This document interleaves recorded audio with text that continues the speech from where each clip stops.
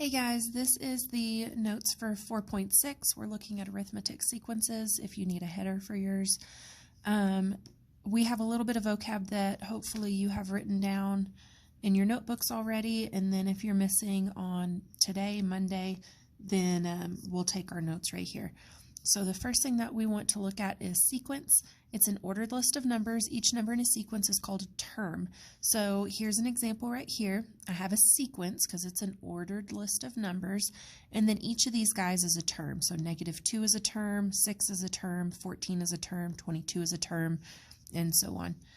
And then an arithmetic sequence is the difference between each pair of consecutive terms is the same, whether we're adding or subtracting. So here I'm adding 8 every time. So it is constant the whole entire way, and I'm adding or subtracting something. Later on in the year, we will look at geometric sequences, and that's whenever we're going to multiply or divide the same thing. So make sure that when we do this, it's either adding or subtracting. Next, an equation for an arithmetic sequence looks like this. So it's AN equals A1 plus, and then in parentheses, N minus 1 times D. And I have written down here what each of those things mean, and we're just going to plug some stuff in, substitute those in, and solve. So AN stands for the nth term of the arithmetic sequence. So for example, if I'm looking for the 15th term here, that is going to be whatever the 15th term would be. Then A1 is the first term, so in this case would be -2. D is the common difference, in this case would be 8. If it's a negative, we're going to put our negative there. And then N is the term number. So again, if I'm looking for the 15th term, N would be 15. So let's get some easier stuff out of the way. You have done some stuff like this in elementary school where we're just trying to write the next couple of terms. So on this one, we are adding 8 every single time. So 22 plus 8 is 30. 30 plus 8 is 38. And 38 plus 8 is 46. So if you would like to, and you are taking your notes along with this because you were gone, turn to page 210 and do those monitoring progress numbers 1, 2, and 3. And you can pause this video right now and do this on your own. Definitely you can check yourself with me whenever you get back to school, and we can make sure that you got the correct answers. So down on example 2, it says graph the arithmetic sequence. What do you notice? So each of these I'm given a coordinate plane, and it's kind of goofy because I'm not given coordinates. This is actually the first term, and it's 24. So we can show that as 1, 24. Then we have 18 is the second term. The third term is 12. And the fourth term is 6. So I can plot these points right here. So I'm going to go to 1, 24 and put a dot, but I don't have enough room on here. So I am going to count by, and I don't even have enough room to count by 2, so I am going to count by 3s. It'd be a nice number for here. All of these are divisible by 3. So 3, 6, and 9, and I'm just going to kind of quit right there. And down here I'm going to count by 1s. You know what? I'm going to keep going. 12, 15, 18, 21, 24. That way I can have 1, 24, 2, 18, there it is, 3, 12, and 4, 6. And I don't know if you can tell, but this paper is really, really tiny. So I have my dots right there. The next thing I'm going to do is draw my straight line with a ruler.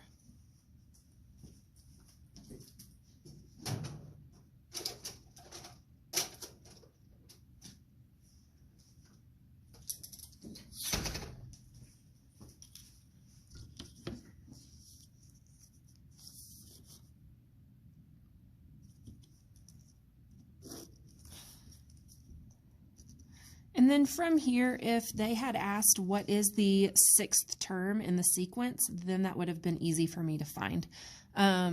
So if you are looking for kind of one of the sets of terms after that, if it asks you for those, you can always just look from the graph rather than writing out your terms here. So it says your turn, page 211, monitoring progress 4, 5, 6, and 7. So that is going to be down at the bottom of the page on all of these is the monitoring progress. So if you would like to do that right now, go ahead and pause this and try those out. So example 3, write an equation for the nth term of the arithmetic sequence, then find a 30. So here I have 7, 3, -1, and -5. I'm going to use this equation right here. So I am just going to start off by rewriting it. AN equals A1 plus N minus 1 times D. So write an equation for the nth term. So we don't know what this is right now. So it stays as AN. That's what we're trying to find, is what is that number. Now A1 stands for the first term, which is 7.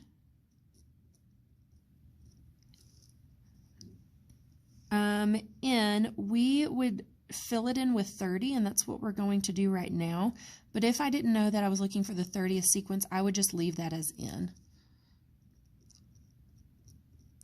And then D, my common difference. I am going down by 4 every single time. So this is -4. All right, so now I need to look for that 30th term, and I'm just going to solve this right here. Now, following order of operations, I need to do my parentheses first, and then I need to multiply. I know that looks weird because it's a -4. If it helps, you can pretend like that's parentheses, and this shows better that we're multiplying here.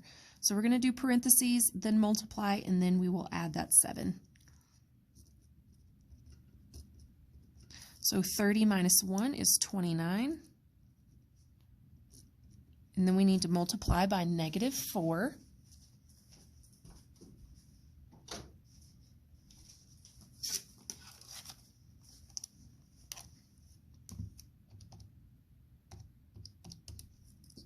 So 29 times -4, I get -116.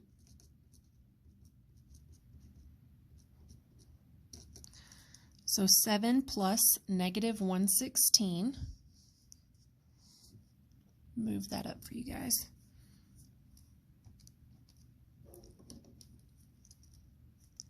Let's see, I'll write it over here. -109. So our 30th term is -109. So rather than us listing out 30 terms here, we kind of have a little bit of a shortcut here. And I know to some of you that doesn't look like a shortcut, but it's a lot better than listing out 30 terms. So this next one right here, again, I'm going to find the 30th term. I'm going to start off by using this. So my 30th term is, and again, A1 stands for the first term, plus the number of terms that I'm looking for is 30 minus 1 times the common difference. And here I'm going up by 1 every time. So again, I'm going to do my parentheses first. 29 times 1, which is 29. And 29 plus 4 is 33. So A30 equals 33. So again, if I were to list out 30 terms here, I would eventually get to 33. So let's see, one more time. There's your turn, page 212, monitoring progress 9 and 10. And again, it's down at the bottom of that page there, and you can always come and ask for help if you need it. So you can go ahead and pause here if you need to do that on your own, and then we are now going to look at the last one, example 4. So it says Juan saves $12 for the first week of the year. He will increase the amount he saves each week by $4. Write a function that represents the arithmetic sequence. Then we're going to graph it, and then it has a question. Juan's goal is to save $68 in 1 week. In which week will he save that amount? So we're looking at in which week does he save a full $68. So for this one, I'm going to start off by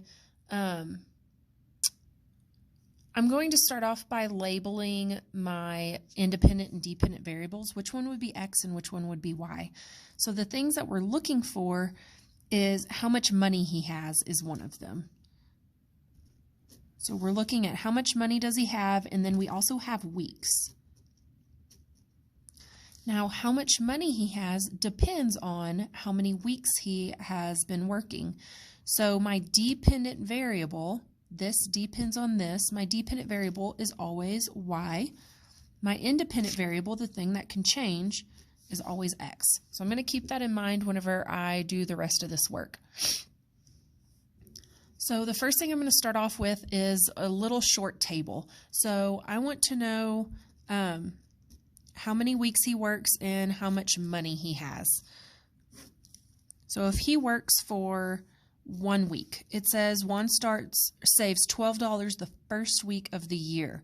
He will increase the amount he saves each week by $4. So in the first week, he has $12.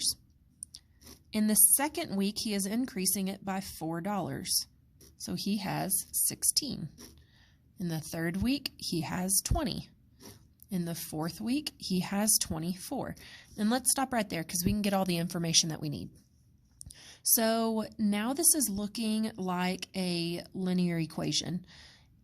We have written equations from tables in the past. I want to know kind of a y equals mx plus b issue. So I want to know where does it start off at 0, and I want to know how much does it go up. So again, this is my x's, these are my y's, and if I wanted to find the slope, I would be going up 4 units for every 1 week. So up $4 for every 1 week. That's my slope right there.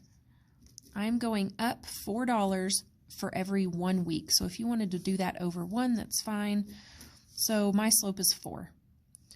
Now for my y-intercept, if I notice here, I don't start off at 0. But if I work my way backwards, I'm subtracting 4 every time.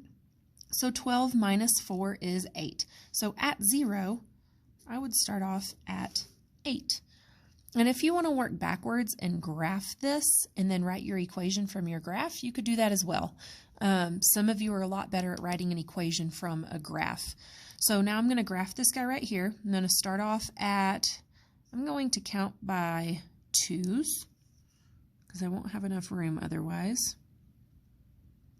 So I'm going to start off at 0, 8, and down here I'm going to count by 1's. So at 1 week, he has $12. There's 10, 12. At 2 weeks, he has $16. At 3 weeks, he has $20. And I don't have enough room for that fourth. I could have counted by 4's if I wanted to. It would have made a shorter graph. And there's my line right there. So lastly, it says Juan's goal is to save $68 in 1 week. Which week will he save that amount? So again, if we counted by something else, we might have been able to tell from the graph at what week he saves that $68 just by looking at the line. Or we can put $68 in for this right here. So I am going to find $68 is the amount of money that I need to make. And I'm looking at what week. So I am solving for this X right here. So I need to move my 8 and divide by the coefficient.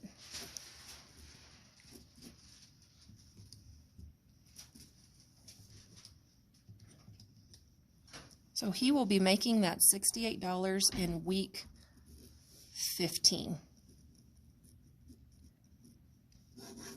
All right, thanks guys. Have a good day.